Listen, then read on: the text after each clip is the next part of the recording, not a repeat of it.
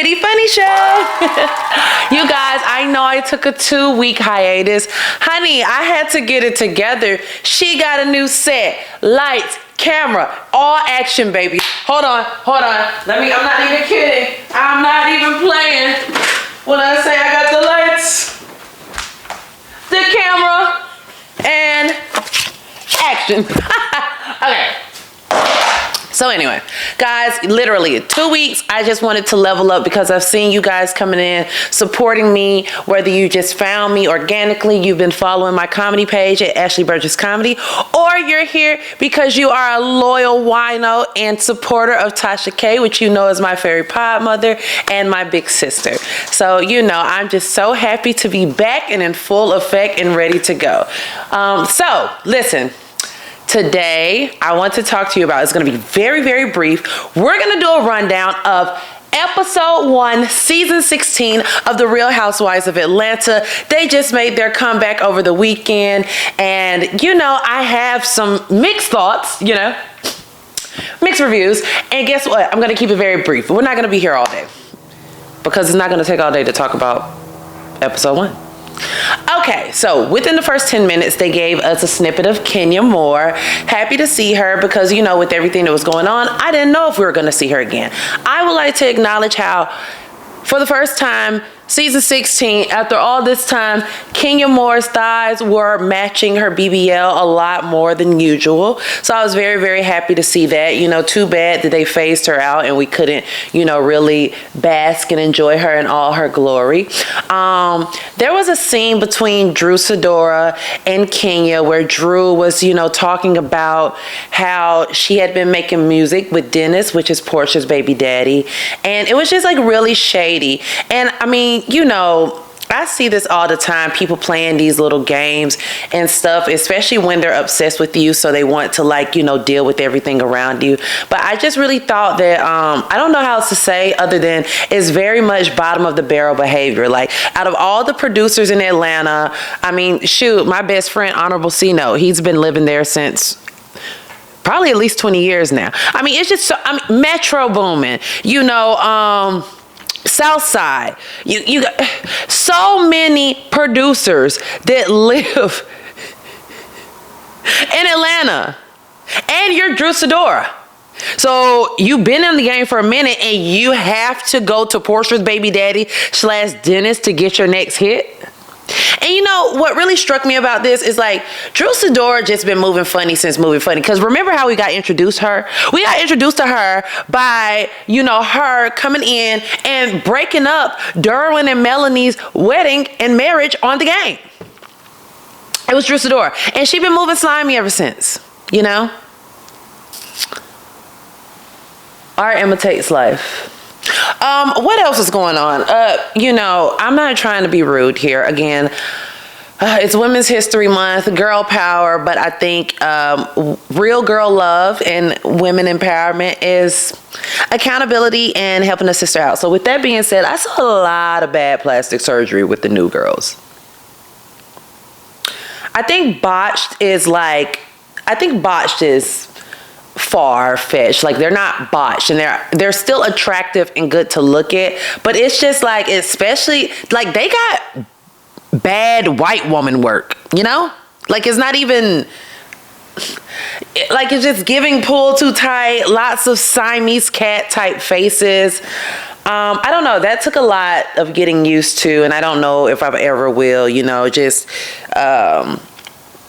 like our good girl Nene Leakes said, just a little too pinched. You know what I'm saying? So what else happened? I'll be honest. The show was extremely sleepy up until the last 6 minutes, to be honest with you.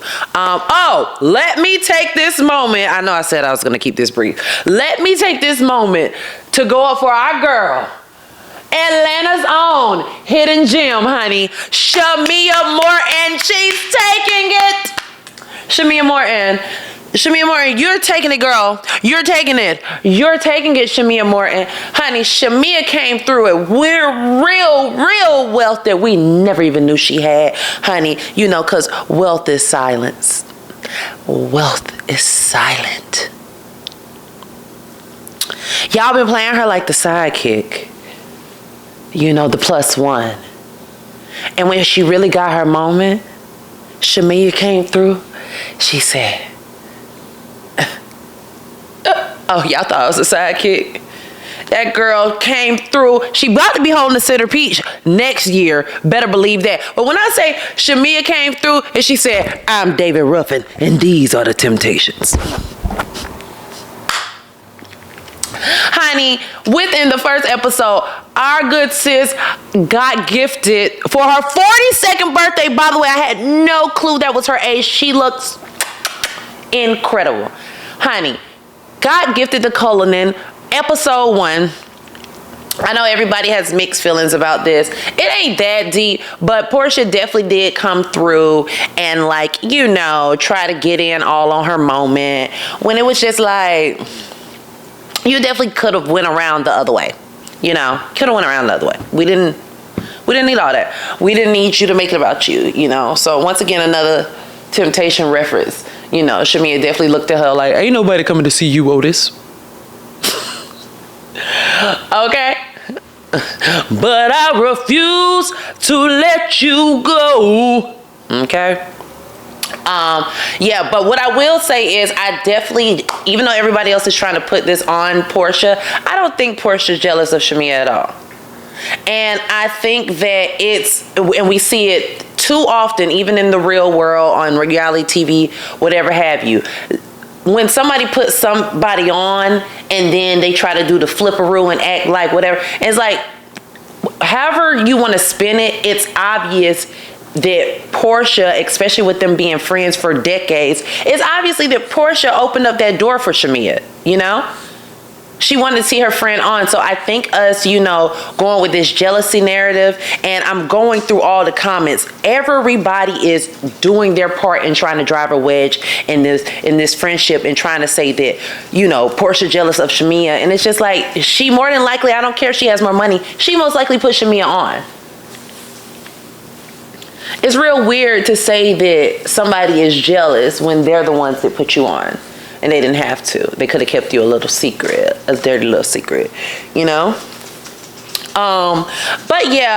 Shamia is giving real wealth, and her husband seems to adore her.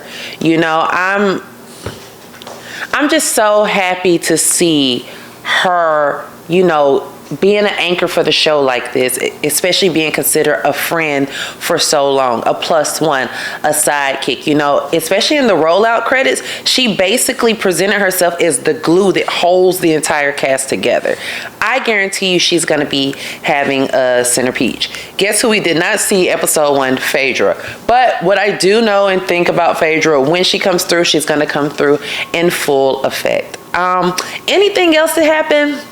I mean, by the end of the show, Shamia is going to confront Drew Sidora about working with Dennis.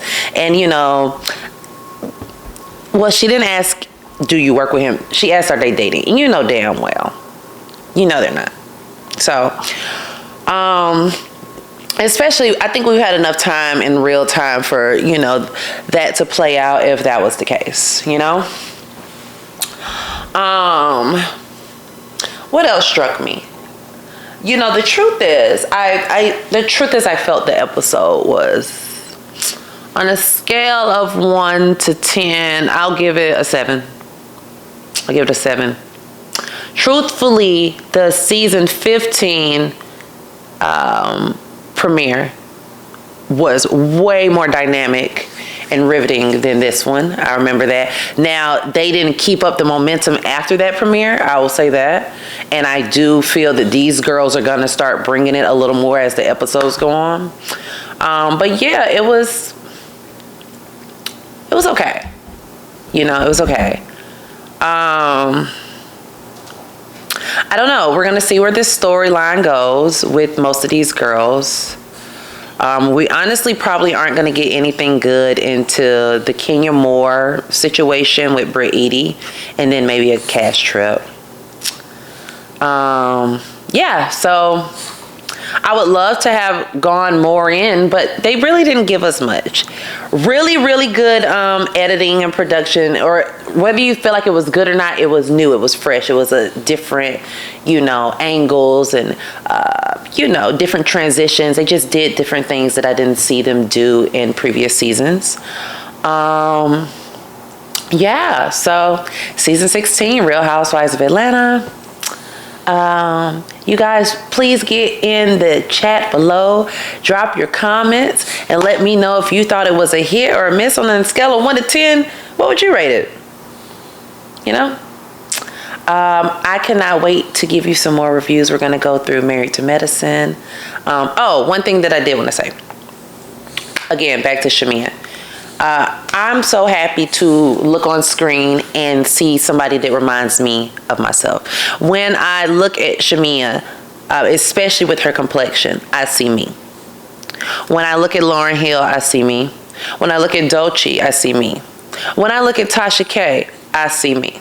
And so I'm just so happy to see these beautiful, brown women, just living and thriving and, being like self-assured and secure and living out loud. I'm so happy to see it. Okay, guys, stay tuned. We're going to keep it going. Okay, this is not it. We got a lot more we're going to talk about, but guess what? In the next episode, please like, comment, share, subscribe, and guess what? I'll see you soon. Bye.